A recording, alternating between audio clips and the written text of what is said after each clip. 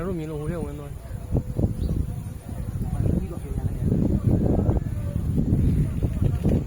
ီဘက်ရောက်လိုက်ဒီဘက်ထွက်လိုက်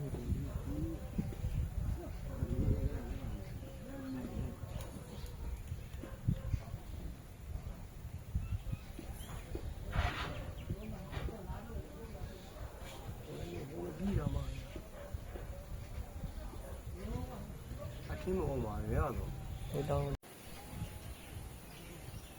ပိုလီရှိတယ်လို့ပြောတာအေး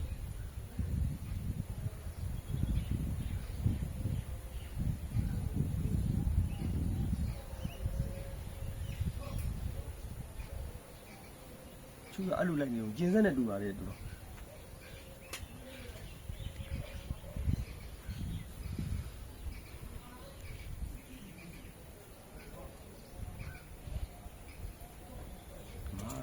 ငါတော့ဦးလေးကိုရတယ်ငါအဲ့ဒါကြီး